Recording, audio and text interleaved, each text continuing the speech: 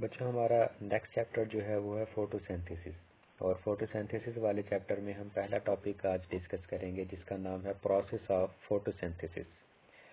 Photosynthesis के process को discuss करने से पहले हमें फोटोसिंथेसिस का पता होना चाहिए कि फोटोसिंथेसिस क्या होती है। फोटोसिंथेसिस एक ऐसा मैकेनिज्म है जो कि ग्रीन प्लांट्स के अंदर पाया जाता है। और ग्रीन प्लांट्स क्या करते हैं इस मैकेनिज्म में?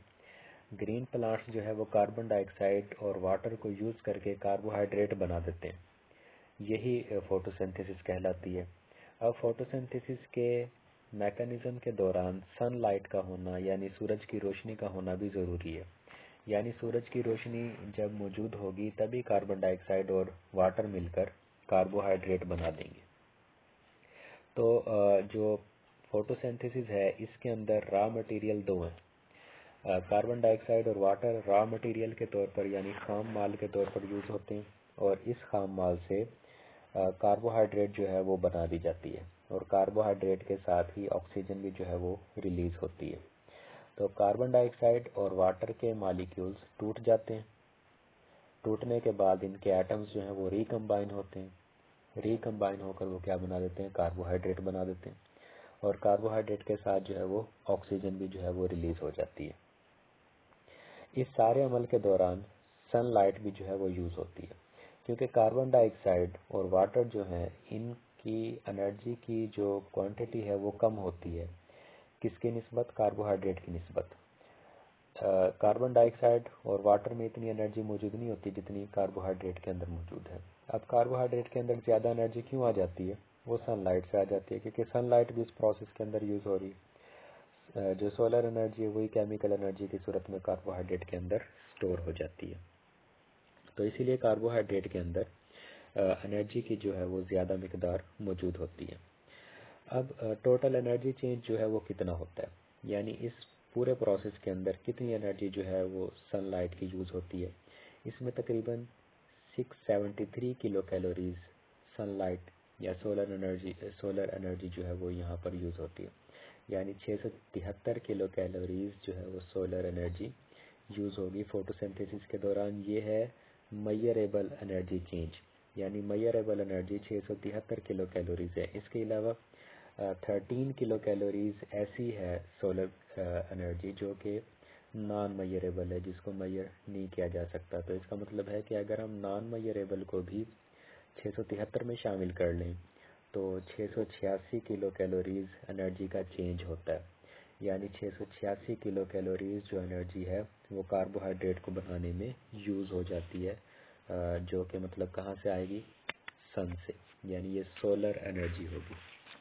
इसके बाद प्रोसेस ऑफ फोटोसिंथेसिस में नेक्स्ट जो है वो है रॉ मटेरियल ऑफ फोटोसिंथेसिस। ये हम पीछे भी डिस्कस कर रहे थे कि फोटोसिंथेसिस के अमल में दो चीज़ें खाम माल के तौर पर या रॉ मटेरियल के तौर पर यूज़ होती हैं। इसमें एक तो चीज़ थी वाटर और दूसरी चीज़ है कार्बन डाइऑक्साइड।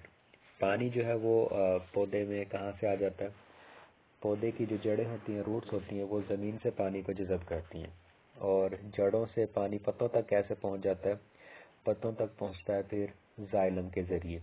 यानी रूट्स पानी को एब्जॉर्ब करेंगी और एब्जॉर्ब करने के बाद जाइलम के ज़रिए इसको पत्तों तक पहुँचा देंगी। और कार्बन डाइऑक्साइड पत्तों में कहाँ से आएगी? वो फिज़ा से आएगी।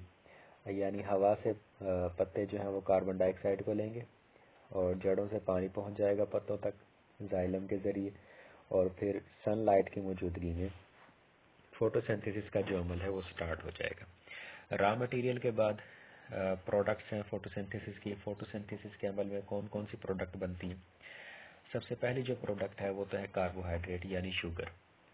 फोटोसिंथेसिस के अमल के नतीजे में सबसे पहले जो बनती है वो शुगर बनती है और साथ में ही जो है वो ऑक्सीजन रिलीज हो जाती है।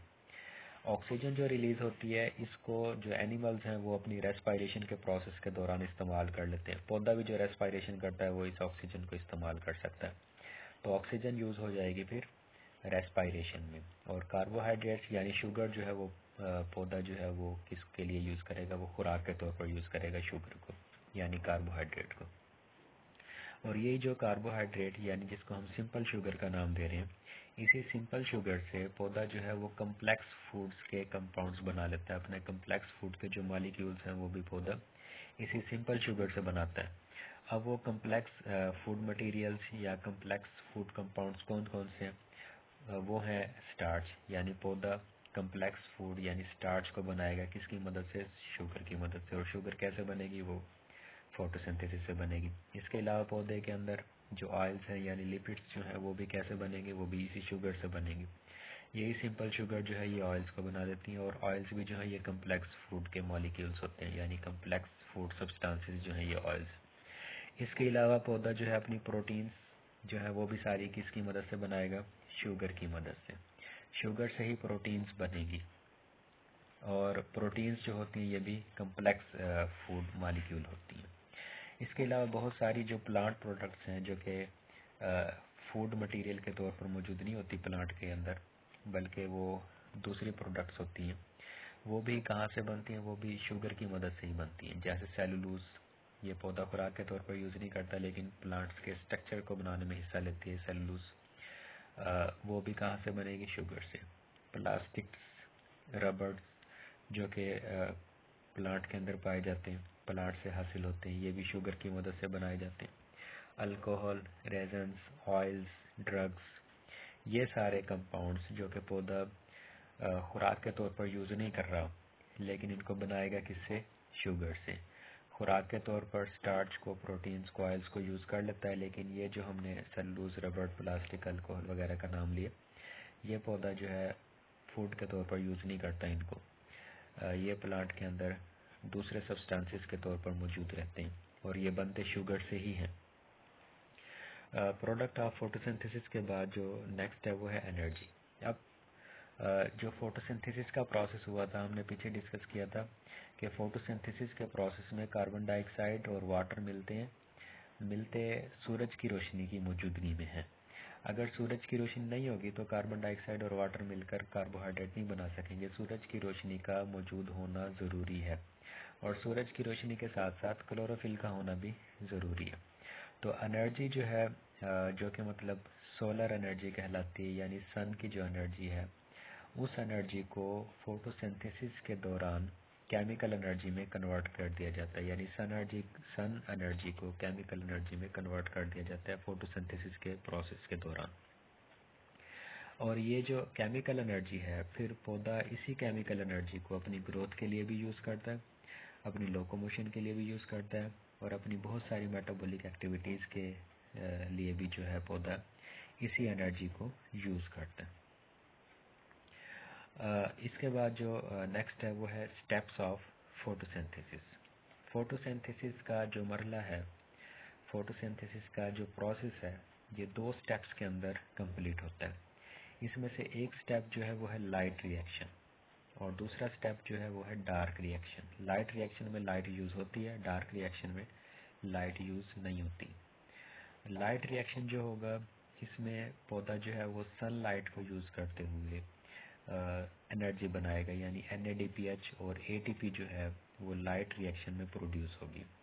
अब पौधे के कौन से ऐसे स्ट्रक्चर्स होते हैं जो कि लाइट को कैप्चर करते हैं? पौधे के अंदर थैलाकाइड्स मौजूद होती हैं। थैलाकाइड्स जो है ये एक जो है राउंडेड सैक लाइक स्ट्रक्चर्स होते हैं थैलाकाइड्स, और ये जब कंबाइन हो जाते हैं, जुड़ जाते हैं, इनके जब बंडल्स बन जाते हैं तो वो फिर ग्रेनम कहलाते हैं। अब थैलाकाइड यानी हम फर्ज कर लेते हैं कि जैसे एक सिक्का होता है, सिक्का एक थैलाकाइड है। अगर हम सिक्के जो हैं एक दूसरे के ऊपर इकट्ठे करते जाएं तो वो जो सिक्कों का अंबार लगेगा वो क्या कहलाएगा? वो ग्रेनम कहलाएगा।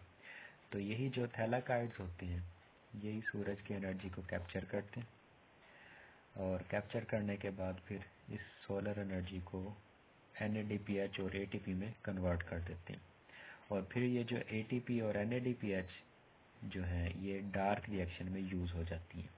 ATP और NADPH लाइट रिएक्शन में प्रोड्यूस होती हैं, और डार्क रिएक्शन में ये यूज़ हो जाती हैं। और डार्क रिएक्शन जो है, जिसको हम कैल्विन रिएक्शन भी बोलते हैं, ये रिएक्शन क्लोरोफिल के स्ट्रोमा के अंदर होता है, यानी क्लोरोफिल का जो स्ट्रोमा है उसके अंदर ये वक़ू पज़ीर होता है डार्क रिएक्शन। और इस डार्क रिएक्शन के दौरान कार्बोहाइड्रेट्स जो हैं वो सिंथेसाइज होते हैं। कार्बोहाइड्रेट्स डार्क रिएक्शन के दौरान बनेंगे। लाइट रिएक्शन में एनर्जी बनेगी एटीपी और NADPH की सूरत में, और डार्क रिएक्शन में कार्बोहाइड्रेट्स जो हैं वो सिंथेसाइज होंगे।